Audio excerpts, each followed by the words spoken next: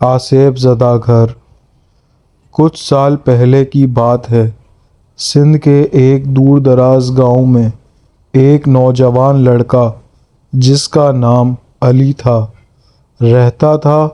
علی بہت ذہین اور بہادر تھا، لیکن اس کی زندگی میں کچھ ایسا ہوا جس نے اسے ہمیشہ کے لیے بدل دیا۔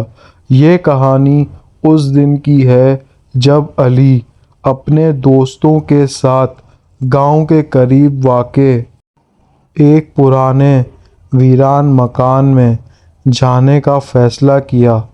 اس مکان کے بارے میں کہا جاتا تھا کہ وہ آصف زدہ ہے۔ گاؤں کے بڑے بزرگ ہمیشہ بچوں کو وہاں جانے سے روکتے تھے، لیکن نوجوانوں کا دل تو مہم جوئی کا خواہاں ہوتا ہے۔ ایک شام علی اور اس کے 3 دوست احمد، فہد اور حسان اس مکان کی طرف روانہ ہوئے۔ سورج غروب ہو چکا تھا اور اندھیرا پھیل رہا تھا۔ مکان کے قریب پہنچتے ہی انہیں ایک سرد ہوا کا جھونکا محسوس ہوا۔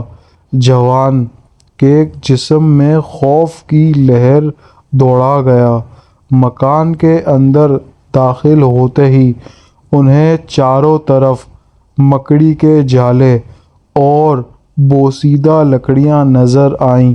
مکان کی دیوار پر عجیب و غریب نقش و نگار بنے ہوئے تھے، جنہیں دیکھ کر ایسا لگتا تھا جیسے کوئی یہاں پرانے زمانے میں جادو ٹونا کیا کرتا تھا۔ جب وہ مکان کے اندر مزید آگے بڑھے تو اچانک انہیں ایک خوفناک چیخ سنائی دی۔ یہ چیخ اتنی زوردار تھی کہ ان کے دل دہل گئے۔ علی نے اپنے دوستوں کو تسلی دی اور کہا کہ شاید یہ ہوا کی وجہ سے ہے، لیکن حقیقت کچھ اور تھی۔ وہ ابھی چیخ کے بارے میں بات ہی کر رہے تھے کہ اچانک ایک کمرے سے روشنی کی ایک لہر باہر نکلی۔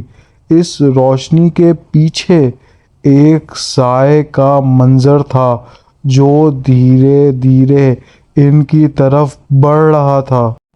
وہ سایہ دھیرے دھیرے ان کے قریب آیا اور علی نے دیکھا کہ وہ ایک بوڑھی عورت کا سایہ تھا جس کا چہرہ بگڑا ہوا تھا اور آنکھیں سرخ تھیں۔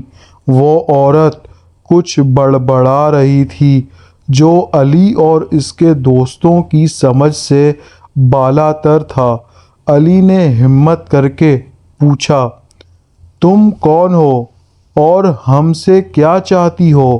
عورت نے اپنی خوفناک آواز میں کہا، یہ میرا گھر ہے، تم لوگ یہاں سے چلے جاؤ ورنہ تم سب کی موت یقینی ہے۔ علی اور اس کے دوست ڈر کے مارے مکان سے باہر بھاگنے لگے، لیکن جیسے ہی وہ دروازے کی طرف بڑھے دروازہ خود بخود بند ہو گیا۔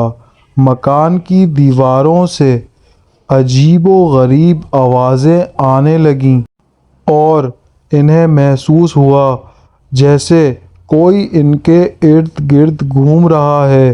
اچانک فہد کی چیخ سنائی دی۔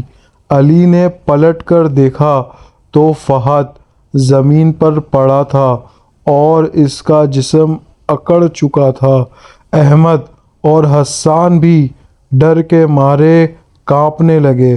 علی نے ہمت باندھی اور مکان کی دیواروں پر لکھے نقش و نگار کو غور سے دیکھنے لگا۔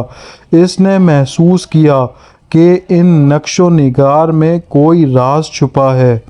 اچانک اس کی نظر ایک پرانی کتاب پر پڑی جو ایک میز پر رکھی تھی۔